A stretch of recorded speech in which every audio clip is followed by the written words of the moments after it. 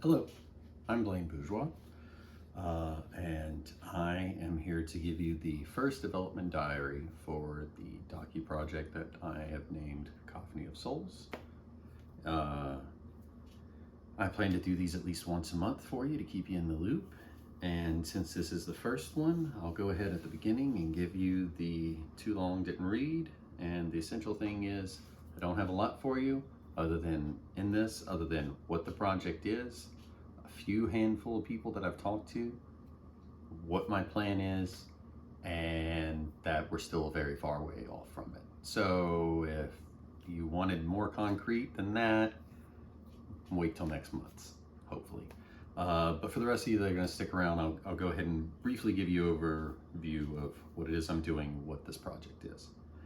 So it is intended to be a hybrid of a podcast and video project. I intend to interview people or have people interviewed on video, and also edit it in a way to where it can be palatable as a podcast. It is a style where the interviewer, whether it's me or somebody else, hopefully once the team gets bigger, will never be heard in the interviews, only the person being interviewed. It's not about our voice, it's about the person that is presenting their information.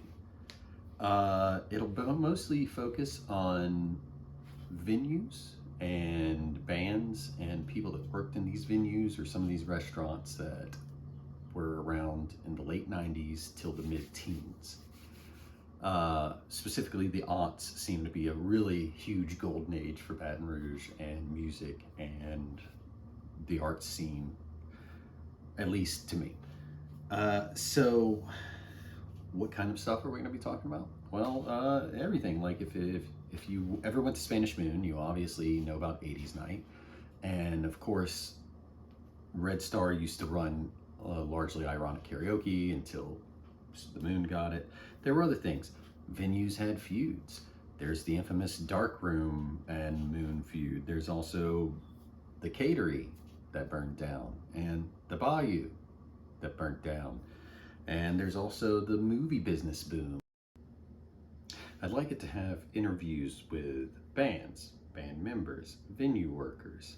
Also, there were a lot of KLSU workers that worked at venues during that time. Several worked at the Moon, a couple were station managers. I'd like to have them on in their own episodes where they could actually talk and maybe do a local show where they talk about local music they liked or went to. In a larger scale of things, I envision this as a limited series that could potentially, if it does well, have more series.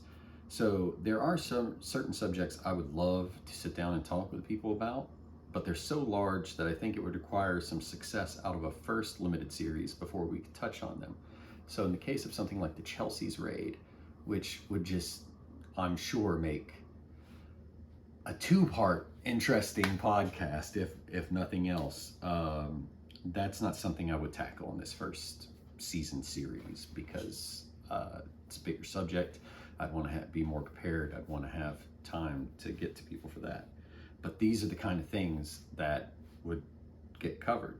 Also, bands. Like, we've had a lot of bands that have risen to success. Some have maintained, some did not. Some burned brightly and then burned out. I don't want to call anybody out. But, you know, we've had a lot of success come through Louisiana, through Baton Rouge. So what kind of generated this was, over the years, I, from working at Spanish Moon, wanted to tell a lot of those stories. And I tried a few different avenues or tried to get up towards something, but never really got the gumption until about last year in January when I made a plan to make a podcast. I was going to start just focusing on 80s Night. It was only going to be about the Spanish Moon. And I contacted 10 people. After the first round of emails and everybody saying they were on board, only 2 ever responded back.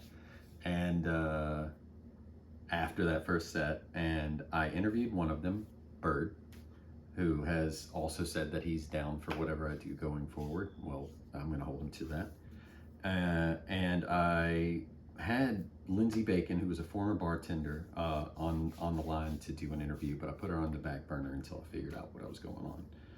So cut to earlier like at the beginning of this year, where it's still burning me to do. But at the end of the day, I realized that the simple truth is it would be better serviced if it wasn't just about one venue, because Baton Rouge wasn't about just one venue or one person or one band or one anything.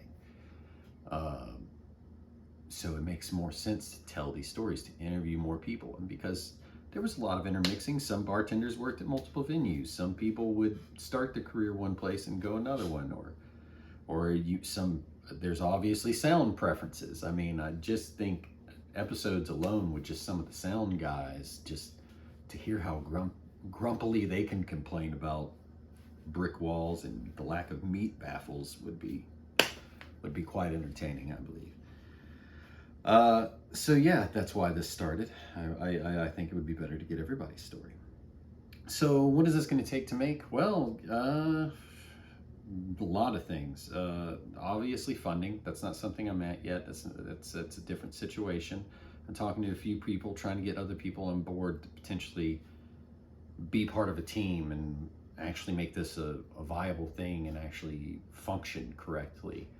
To get other heads that have knowledge on how to make a podcast or a small film project work. Gear, I'm well aware that between all the people that I would be interviewing or know in Baton Rouge, that all the gear I could ever need to make this is attainable. However, we also are the people we are, and we know how annoying it is to sometimes borrow or loan things or buy things from one another. So luckily I work at a place that sells things on discount where I can get most of the gear I needed pretty cheap. Not that worried about it. It's going to involve a little travel, because I would rather not do Zoom interviews unless I have to. In some cases, some people do live out of the country. Those will be Zoom interviews. I'm not going to get to do that. But otherwise, if I can, I will drive to people. I will drive to people with the equipment. I will set up for a day. I will get them to talk about their life and what they remember and how things are going with them now. And then I will take it home and I will edit it. On that note, I would like to also note that I do intend to make this as pure a statement from the person as ever. If someone gives an impassioned monologue, I'm not going to edit you ever. What you said is what you said. But so there's no goal here to change a perspective or make people feel this way. If I wind up interviewing everybody and most people come out of it with a negative feeling about that time, then that's going to be what's out there, and that's fine. That's the truth. But otherwise, I'm not trying to steer it in a narrative or direction. I want it to come out. The most I would steer it in a narrative is if the particular episode is based on a certain subject, like a specific band or something. Then yes, everybody in that episode is going to be talking about that band. Who's helping? Like I said, some people have offered help. Some people have offered help that I haven't even reached back out to yet, because I'm still in my group in the formative stage of this. And then some people are out there with their hands half extended, like, yeah, what do you got? And I respect that. You're waiting to see something. So while this isn't necessarily something, it is the beginning, and hopefully you see this as some sort of random mission statement. I didn't want to make this one too long. Hopefully I didn't. And if I did, I'll just try and edit it down. I'll put this on YouTube, and then I'll share it on Instagram, and hopefully next month I have more to talk to you about. But until then, if you have photos that are yours, that you own, that you took, and you have them digitally transferred, or you take photos of them, I would love them. I would love to have the use of them and use them for this project if you would allow me to. Just get in contact with me. I will leave an email somewhere. This is what people do. They point down somewhere. And I will definitely give you credit for it. But, and also I just want to hear from you if you think you've got some good stories. Now, like I said, I won't be contacting people soon. I would love to do it soon, but more than likely, I'll be honest with you, if the first episode, Might not be till the end of the year, if not next year. We will see. If it comes sooner, glorious. But I'm not giving you a hard date yet because, as I said, this is still in the formative stages. Anyway, that's it. Thank you for your time. If you got any questions or concerns, that email thing,